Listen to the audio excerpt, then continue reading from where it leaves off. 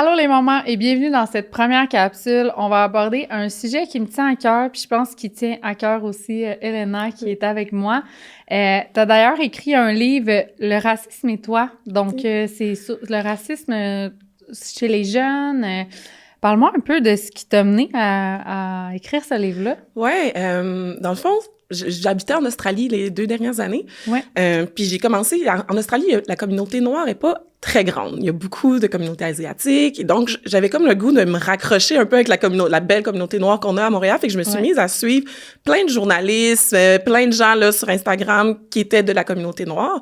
Puis on dirait qu'en les suivant, j'ai vu comme popper beaucoup de commentaires, de gestes, de comportements racistes. Puis il y en a eu un en particulier qui m'a comme fait vivre vraiment de la colère, mais aussi si les gens étaient moindrement éduqués, ben ils auraient pas fait ce commentaire-là ou ils auraient pas fait ce geste-là.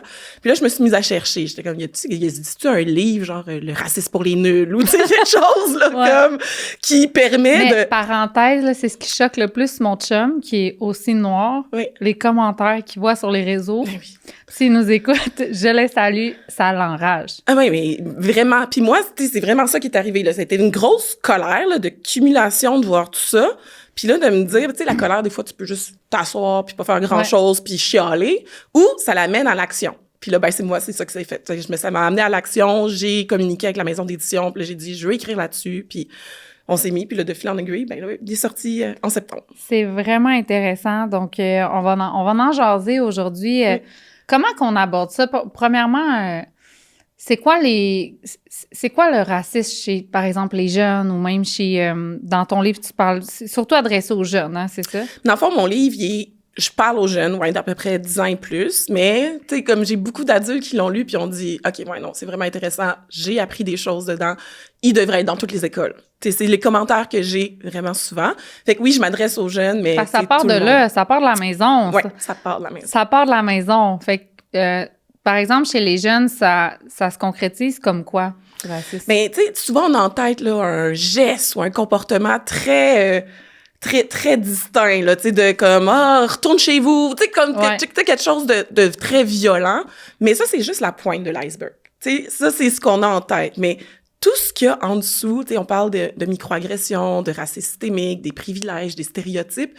Tout ça, ben, ça a une influence sur le jeune, puis c'est des formes de racisme aussi.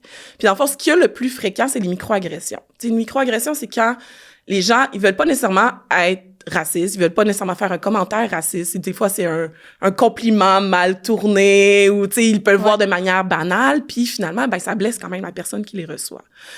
Exemple, j'en ai vécu un récemment. Récemment, là, j'étais en train de faire des soumissions pour ma toiture. Puis là, le monsieur rentre chez nous, puis on parle de ces tuiles là d'installer, puis tout ça. Puis il prend une pause, puis il me regarde. « Hey, t'as vraiment pas d'accent, hein, toi? » Hey, mon chum le reçoit tout le temps, c'est là. Parce qu'il n'y a pas d'accent non plus. Tout le temps. Ben, je suis née ici, monsieur. Puis là, c'est comme... Il voulait pas être méchant, il voulait faire un compliment. Là, il a vu ma réaction de comme... Tu sais, je l'ai pas engagé, en bout de ligne. Mais...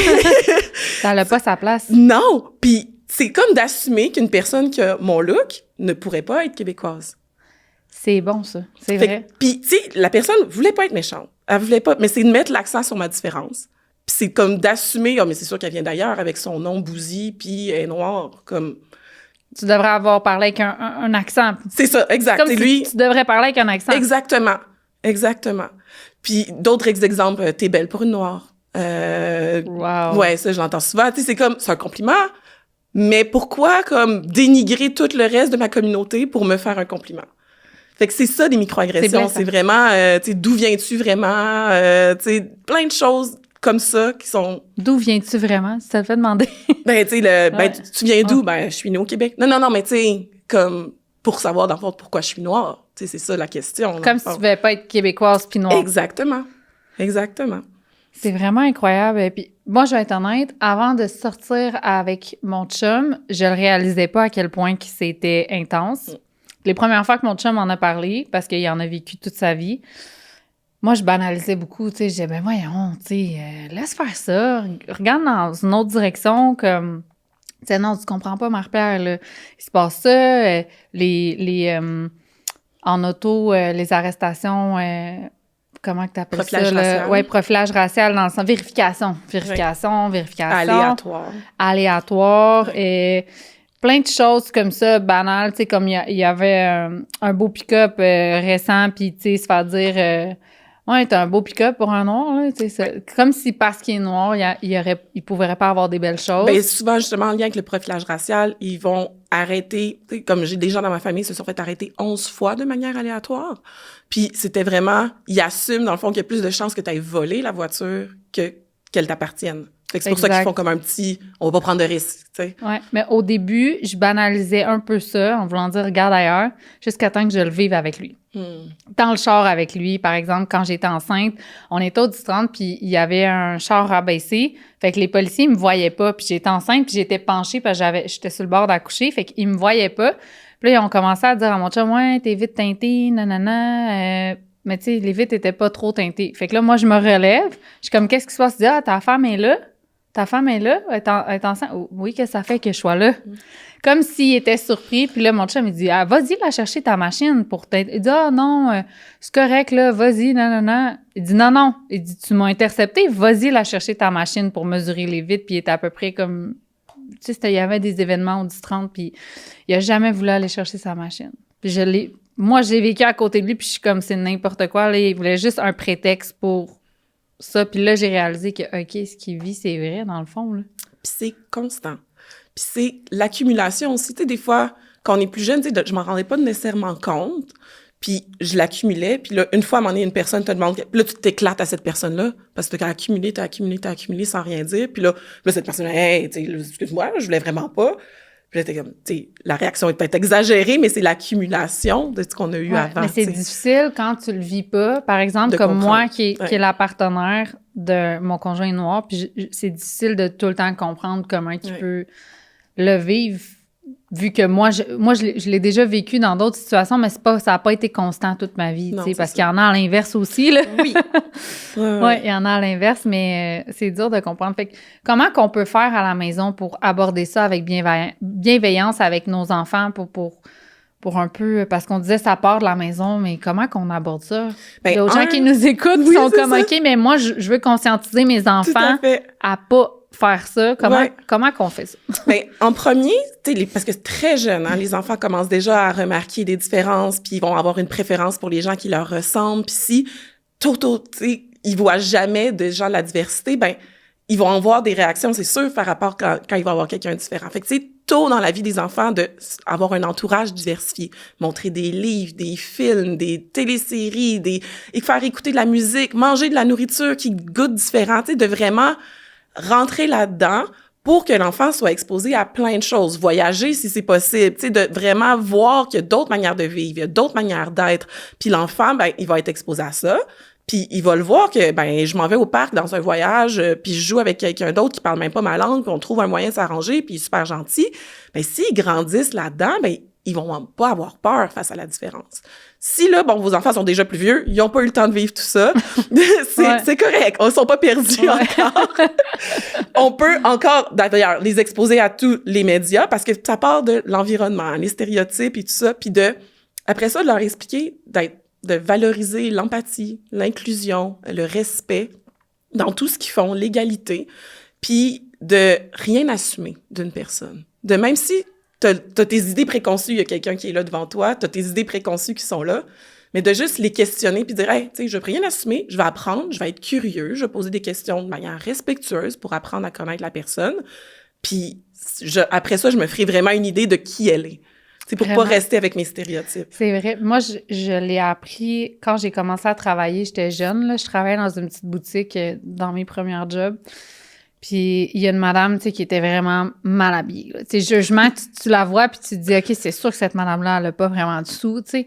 Puis finalement, moi, avec ma bienveillance, je l'ai traitée comme toutes les autres clientes. Ah, comment je peux vous aider aujourd'hui? Blablabla. Puis finalement, elle avait monté une facture d'à peu près 5 000 $. OK, wow. Ouais. Fait que la madame, elle venait magasiner. Puis, mais tu sais, juste le jugement par comment quelqu'un est habillé, on a du jugement. Tu sais, des fois, même, il y a des gens super endettés qui sont dans le crédit, qui n'ont pas d'argent, qui vont s'habiller en marque. Puis dans le fond, ils ont pas une scène. Fait que, tu sais, ils ont juste des cartes de crédit pleines, là. Ouais.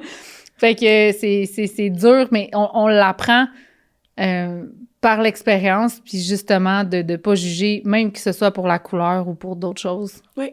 Exactement. Ça commence jeune aussi. Je vais pas rentrer là-dedans parce qu'on va finir par faire l'épisode là-dessus, mais moi, ça a commencé à la garderie avec mes enfants quand que ma fille est revenue, puis elle m'a dit « Ouais, il y a tel ami qui a dit que j'avais un papa singe. » Oui, ça commence vraiment jeune. Mais ça sort d'où? Ça sort d'où? Ben, ça sort de la maison. Ça sort de... Il a écouté une émission, une vieille émission, qui c'était un peu ça, tu sais, les vieux cartoons là, de Tintin et tout ça, qui était super raciste, mais si, mettons, tu l'écoutes, puis que tu l'expliques pas à ton enfant que non, mais là, tu sais, ça marche plus, puis c'est plus ça, ben, il va l'écouter, puis après ça, fait que les parents ont un job à faire à la maison dès que l'enfant est en âge de comprendre. Très jeune. Très, très, très jeune. Vraiment important. Oui, puis à la garderie, c'est ça, des commentaires de « Ah, tes cheveux sont bizarres » ou... Ils sont sans filtre, les enfants. Puis ils veulent les toucher, là, tu sais. Ça l'arrive aussi souvent, là, tu sais, on se promène, puis « Hey, t'as des beaux cheveux frisés », puis ils viennent toucher tes cheveux, puis c'est comme « Je te connais pas. » C'est un peu particulier, fait que ça fait partie aussi des microagressions, mais oui, c'est ça, les enfants, c'est vraiment... Mais des fois, c'est sans malice, comme il y a un couple qui habite pas loin de chez nous, puis ils ont fait venir leur père de l'Inde, puis culturellement, tu sais, ils ont des longues barbes blanches. Ouais. Puis ma fille a crié au parc, elle dit « Regarde, maman, c'est Papa Noël! » Je me sentais mal, mais j'ai expliqué, ben, j'ai dit « Ben non, mon amour, j'ai certaines cultures qui laissent pousser la barbe longue. » Mais ça prend au moins 2-3 fois que j'y explique avant que ça rentre dans la tête, parce qu'à chaque fois qu'elle voit, elle disait « Maman, regarde encore Papa Noël! » Je me sentais tellement mal, mais il parlait pas français, le monsieur, mais j'étais comme « Sorry! » Non, puis tu sais, même à ça, un enfant, justement, tu le dis, c'est pas de malice, puis c'est encore, tu sais, un peu un clean slate, là, tu sais, Fait que lui, ton enfant, ben c'est juste, il observe quelque chose, fait le lien avec ce qu'il connaît déjà, ce qui est le Père Noël. Ouais. C'est correct. Puis tu sais, il y a des enfants, des fois, « Ah, il a dormi la peau foncée, le monsieur. » Puis il faut pas comme « Non, dis pas ça. » Puis parce que là, après ça, ton enfant fait l'association. « Ah, peau foncée, ça me fait pas, ça doit me faire peur, c'est méchant, c'est pas correct. » Qu'est-ce qu'on devrait répondre à nos enfants quand ils nous disent pourquoi il y a la peau foncée ou pourquoi c'est... Ben, si ils te posent directement, ben, c'est la mélanine. Des fois, il y a des gens qui viennent ailleurs, ils ont des couleurs de peau différentes. Papa ou maman, on a des couleurs de peau différentes. Puis quand tu vis plus au soleil, ben, ta peau, elle s'adapte pour avoir la peau plus foncée. Puis tout simplement rentrer dans le concret comme ça, simple, les enfants vont comprendre, puis pas rentrer justement, tu sais, dans toute l'histoire, il y a eu l'esclavage, là, tu sais, on est vraiment pas rendu là, tu sais, de juste parler que il y a des gens différents, puis tu sais, on peut même aller avec une poupée, regarde, ta poupée, elle a un chapeau, là, puis l'autre poupée, elle n'en a pas.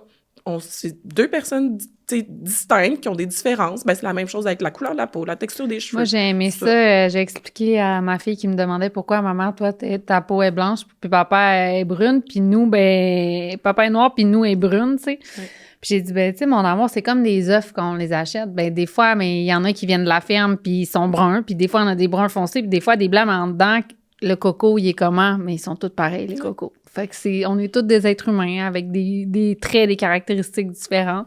Mais je pense que ça a resté dans la tête, l'exemple des cocos. Là. J'ai bien aimé ça. Oui, vraiment. C'est excellent exemple. Donc, vraiment intéressant. Si vous voulez en savoir plus sur le sujet, aborder ça avec vos enfants, que ça vous touche, faites procurer ton livre qui est en vente. Puis aussi, suivez Léna sur les réseaux sociaux. Merci. Merci.